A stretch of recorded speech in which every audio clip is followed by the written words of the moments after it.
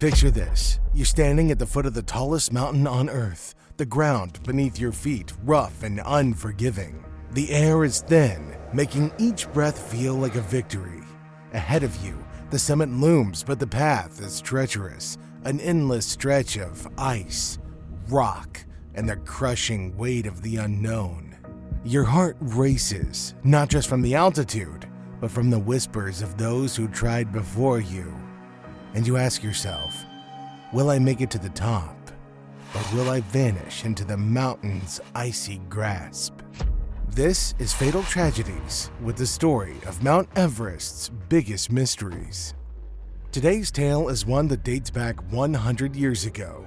It's a tale of two men who vanished into Everest's swirling clouds while attempting to become the first people to summit the mountain. Since then, the question has been asked, did they make it to the top before they perished?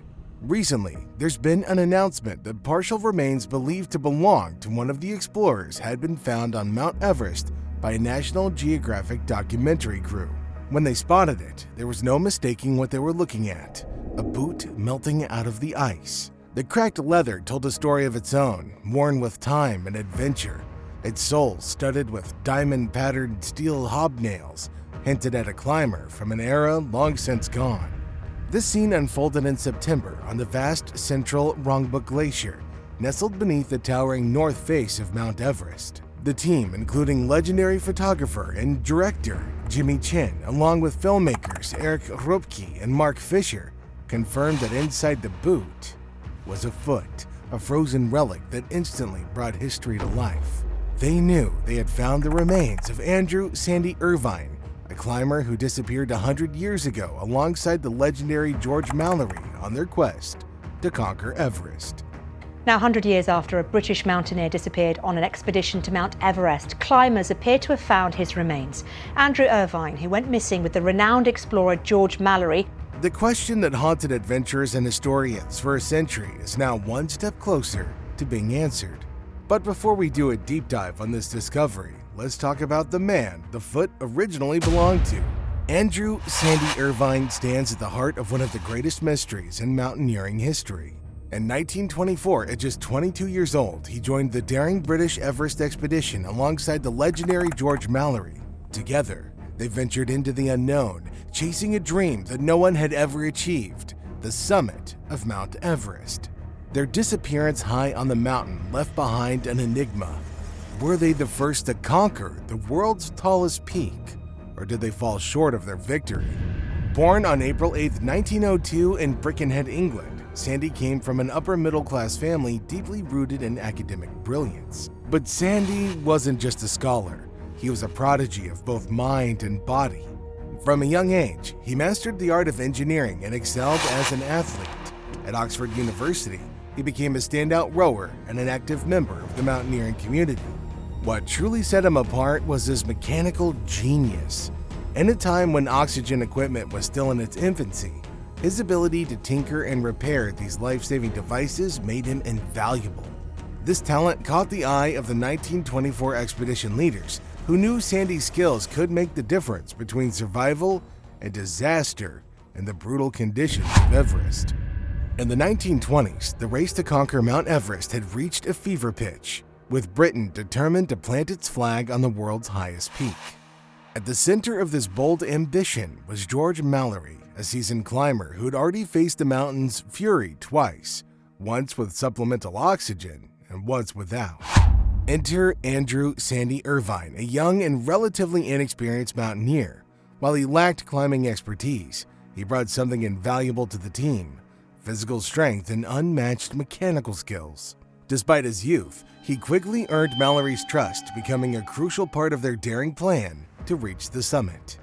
The key to their strategy lay in supplemental oxygen, a controversial and experimental innovation at the time. Many climbers questioned its use, seeing it as unnatural, but for Mallory and Irvine, it was their ace in the hole. Irvine's expertise with the fragile oxygen cylinders, his ability to maintain and repair them under brutal conditions, was the reason he secured a spot on the historic expedition. Speaking of Mallory, his story began on June 18, 1886 at Newton Hall in Moberly, Cheshire. Born into a devout family, he was the firstborn. Growing up, he shared his home with two sisters, Mary and Annie, and a younger brother, Trafford, who would later rise to prominence as a Royal Air Force commander during World War II. But Mallory's life wasn't confined to the walls of Newton Hall. A close bond formed between the Mallorys and the Turner family, whose patriarch, Hugh Thackeray Turner, was a renowned architect and whose wife, Mary Elizabeth Turner, was an accomplished embroiderer. The family's friendship often brought Mallory to their home in Westbrook, where the seeds of a transformative love story were planted. In April 1914, during a holiday in Venice with the Turners, Mallory's life took a romantic turn. There, he fell deeply in love with Christiana Ruth Turner. Their connection was instant and undeniable, and just weeks later, on May 1, 1914, the couple became engaged at Westbrook.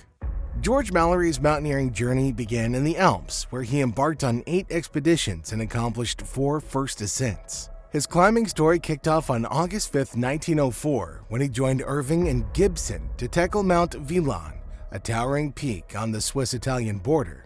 Although they had to turn back just 600 feet from the summit due to altitude sickness, the climb ignited Mallory's passion for high-altitude adventure.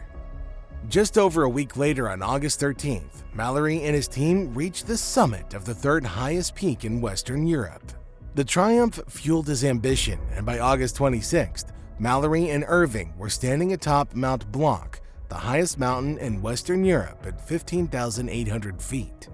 These early climbs weren't just personal achievements, they were milestones that marked Mallory's entry into the world of high-altitude mountaineering, laying the foundation for the legendary climbs that would define his legacy. But then came the climb that would be the last, not only for him, but also for his longtime friend and his hiking partner, Irving. The 1924 Everest Expedition was led by General Charles Bruce, with Edward Norton as second-in-command and mountaineering leader. The team included mountaineers Howard Somervale, Jeffrey Bruce, Bentley Beatham, and John de Vars Hazard, as well as Noel Odell, the oxygen officer. The expedition support crew also featured photographer and cinematographer John Noel, naturalist and medical officer Richard Hingston, and transportation officer Edward Shipperay. Together, they set out on one of the most iconic and mysterious climbs in history. Mallory, along with his expedition team members Irvine, Beatham, and Hazard, traveled to Darjeeling, where they met up with the rest of the team. On March 25th, the entire expedition departed for Everest Base Camp, embarking on a 350-mile journey. They arrived at base camp on April 29th at an altitude of 16,800 feet. During the trek, General Bruce, suffering from recurring malaria and cardiovascular issues, collapsed on April 9th. As a result, Norton assumed leadership and appointed Mallory as deputy and mountaineering leader. Mallory and his team established a staging camp on the North Col at approximately 23,000 feet. From there, they made 2 attempts to reach the summit, but stopped short at 28,126 feet, nearly 1,000 vertical feet shy of Everest Peak. As the summer monsoon loomed, the team was running out of chances and time. Irvine, who'd been suffering from diarrhea and sunburn, was not part of the first 2 summit attempts, but Mallory asked Irvine to join him for one last try. On June 4th at 2:10 p.m., George Mallory and Sandy Irvine left Camp 3, situated at 21,000 feet, using supplemental oxygen for the final part of their climb. By 5:10 p.m., after a 3-hour trek, including a 30-minute stop to test and choose oxygen cylinders, they reached Camp 4 on the North Col at 23,000 feet. That night, Mallory shared a tent with Norton, who had just returned from his own summit attempt. Mallory revealed that if Norton's climb had succeeded, he planned to make another attempt himself using supplemental oxygen. Mallory specifically chose Irvine as his partner for his mechanical skills and resourcefulness with the oxygen equipment. On June 6th at 8:40 a.m., Mallory and Irvine left Camp 4 in perfect weather, heading for Camp 5 on the North Ridge at 25,200 feet. They were accompanied by 8 porters carrying supplies, bedding, and extra oxygen cylinders. Mallory and Irvine each carried 2 oxygen cylinders as they climbed steadily and reached Camp 5 by late afternoon. Shortly after 5 p.m., 4 porters returned to Camp 4 with a note from Mallory stating, "There's no wind here and things look hopeful." Mallory and Irvine, along with the remaining 4 porters, spent the night at Camp 5. The next day, June 7th, Mallory and Irvine, again using supplemental oxygen, climbed to Camp 6 at 26,700 feet on the North Ridge. Their 4 porters accompanied them part way before descending back to Camp 5. Meanwhile, expedition member Noel Odell and his porter, Nima, climbed to Camp 5 to support the duo.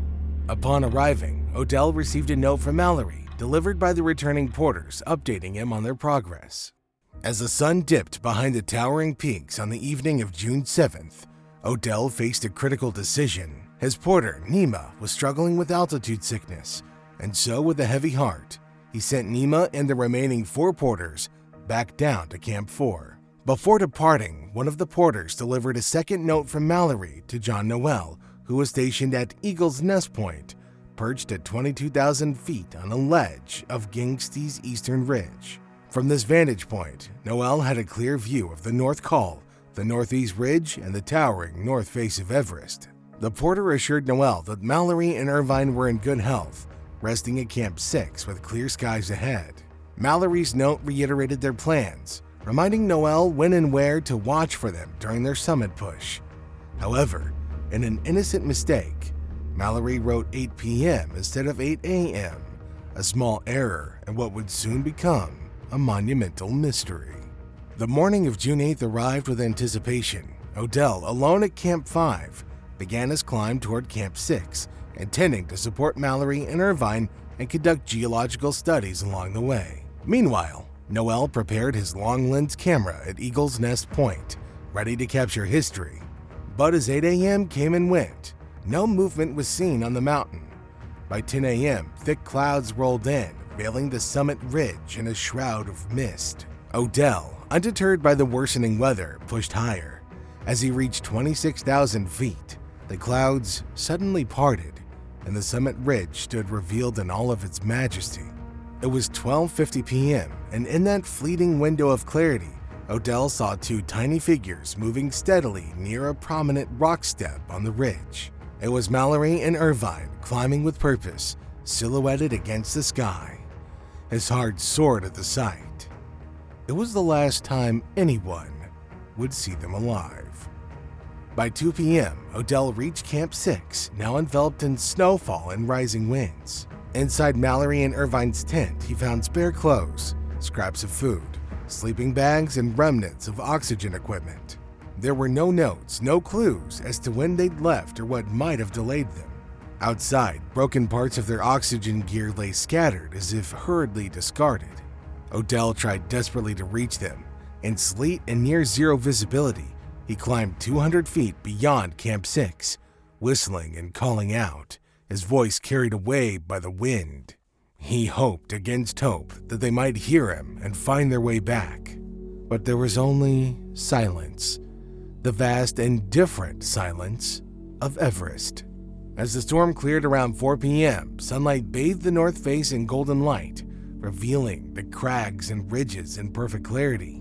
But there was no sign of Mallory or Irvine. Exhausted and heartbroken, Odell left Mallory's compass in the tent, a symbol of his faith in their return, and began his descent to Camp 4. At this point, one question remained: had they reached the summit? The morning of June 9th dawned cold and heavy with dread as Odell and others scanned the slopes above them with binoculars, hoping for any sign of Mallory and Irvine.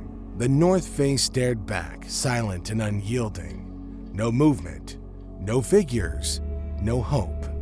The mountain had swallowed them whole. Later that day, Odell and 2 porters left Camp 4, the weight of uncertainty pressing on their shoulders. By 3:30 p.m., they reached Camp 5, where the bitter wind whispered through their tents, mocking their restless thoughts. That night, Odell barely slept, haunted by the possibility of what he might find, or not find, the very next day. At dawn, under a sky that seemed impossibly vast, he sent the porters back to Camp 4. They could go no further. Alone, Odell braced himself against the biting westerly wind and began his ascent to Camp 6. By 11 a.m. he reached it, the loneliness of the high-altitude camp striking him like a blow. Nothing had changed since he'd been there 2 days earlier. The tent sat untouched, the sleeping bags and oxygen gear exactly as he'd left them. Mallory and Irvine had not returned. The emptiness of the camp was suffocating, but Odell wasn't ready to give up. He discarded his own oxygen gear, it would only slow him down, and set out along what he believed to be their route. The rough terrain was unforgiving, each step a struggle against gravity and the thin, biting air. For 2 hours he climbed, scanning every ridge and crevice for any sign of life or loss. But the mountain gave nothing. No footprints, no gear, no bodies, just an endless expanse of ice and rock indifferent to human suffering. As the hours wore on, the bitter truth began to settle in his heart. They were gone, lost to the cruel heights that they had dared to conquer. Odell returned to Camp 6, his chest heavy with the weight of failure. He pulled 2 sleeping bags from the tent and carried them to a nearby snow patch. With trembling hands, he arranged them in the shape of a T, a prearranged signal that would confirm the worst. At 2:10 p.m., 3,700 feet below at Camp 4, members of the expedition saw the signal and felt the despair ripple through them. In response, they laid 6 blankets on the snow in the shape of a cross, a message of death to those watching from Camp 3 below. The somber signals passed down the mountain like echoes of grief, reaching expedition leader Norton, who understood the finality of the situation. At Camp 3, Richard Hingston arranged 3 lines of blankets on the glacier, forming a message that cut like a knife. Abandon hope and come down. Odell, now utterly alone, retrieved Mallory's compass and one of the oxygen apparatuses as he prepared to descend. Each step down was a step away from the mystery that would haunt him and the world for decades.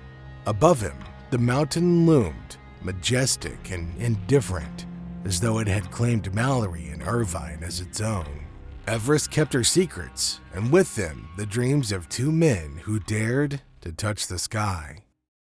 The morning of May 30th, 1933 was calm but tense as Percy Wynne Harris and Lawrence Wager embarked on their summit attempt during the British Mount Everest Expedition. Setting out from Camp 6 at a dizzying 27,490 feet, they climbed steadily up the yellow band toward the northeast ridge. Every step was a battle against the thin air and the relentless slope. About an hour into their climb, when Harris, leading the way, noticed something unusual glinting on the slope below the crest of the northeast ridge. As he approached, his heart skipped a beat. It was an ice axe, lying as if it had been waiting there for years, frozen in the haunting stillness of the mountain. The axe rested approximately 60 feet below the ridge crest and 751 feet east of the first step, at a staggering elevation of 27,720 feet. They left the axe where it lay, focusing on their ascent. However, after their summit bid ended in retreat, Wynne Harris returned to retrieve it. Some accounts suggest he may have replaced the found axe with his own, a quiet exchange steeped in symbolism.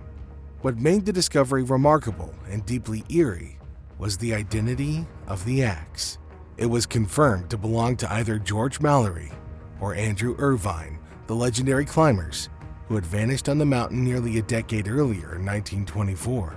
There was no question as to its origins. No other expedition before 1933 had reached that precise location, and Edward Somervale, who descended the mountain in 1924, had dropped his own axe much further west, near the Norton Colliery.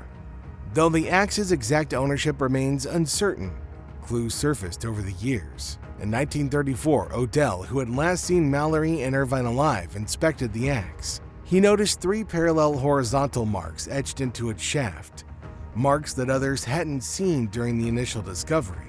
Odell speculated they might be Irvine's, as similar markings were remembered on some of his equipment, though this was never definitively proven. In fact, several expedition members leaned toward attributing the axe to Mallory.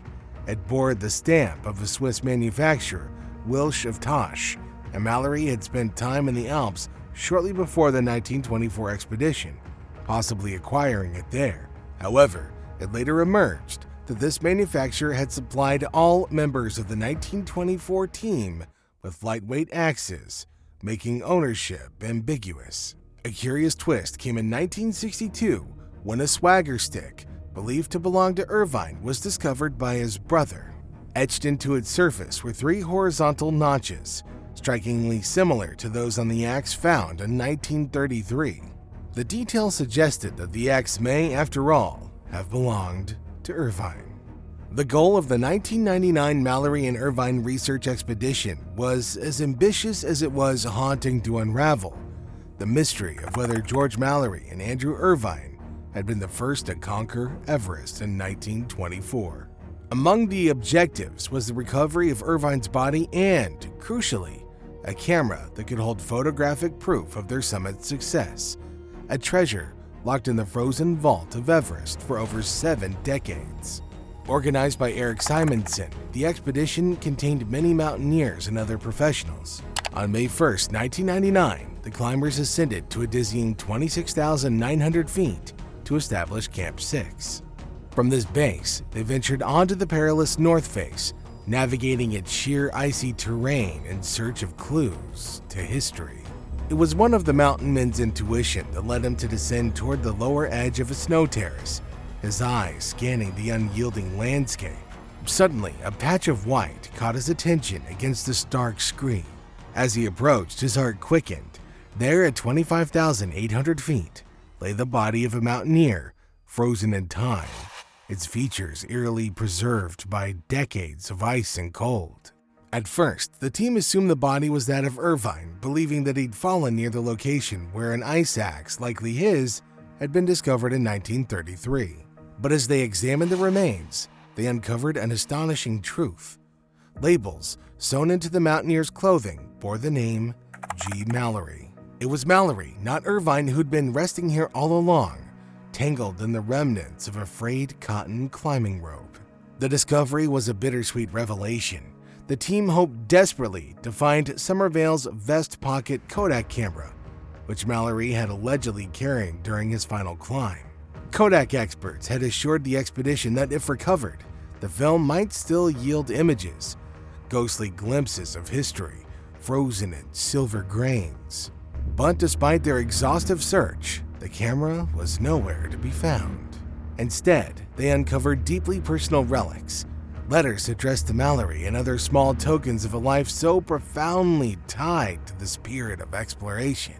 But did the two die after a victorious summit of Everest, or did they fall just short before perishing on its treacherous slopes? Mallory's camera, which may have held proof of whether they reached the summit of Everest, was lost. Also missing was a photo of Ruth, which he had previously said he would leave on Everest Peak. The discovery of Mallory's body offered some answers but left many questions unanswered. Found at 26,760 feet, Mallory's remains showed signs of a fall, with a broken leg and rope marks around his waist, suggesting that he and Irvine were tethered when they plunged. The missing photograph of Mallory's wife, which he had planned to leave at the summit, sparked theories that they may have actually reached the top. The team buried Mallory's remains beneath a cairn of rocks, marking the spot with reverence. Expedition member Pullitz read a solemn Church of England committal service, the words echoing against the vast silence of Everest. As they descended, the mountain kept its secrets, leaving the world to wonder, still, if Mallory had stood atop its crown before succumbing to its merciless grip. For decades, the question of whether George Mallory and Andrew were the first to reach the summit of Everest in 1924 has haunted mountaineers, historians, and explorers alike. If they had indeed succeeded, they would have done so a full 29 years before Tenzing Norgay and Edmund Hillary, whose historic ascent in 1953 is widely regarded as the first confirmed summit. The mystery seemed destined to remain unsolved. Mallory's body, discovered in 1999, added a layer of tantalizing evidence but failed to provide conclusive proof of the pair's success. The absence of the crucial camera, believed to hold the photographic evidence that could have settled the debate, left the world in limbo. But now, after more than 2 decades of searching, there's been a monumental breakthrough. In a twist that seems to echo the final pages of a long-running saga, what appears to be the partial remains of Andrew have been uncovered, offering new hope that the greatest Everest mystery of all time might finally be solved.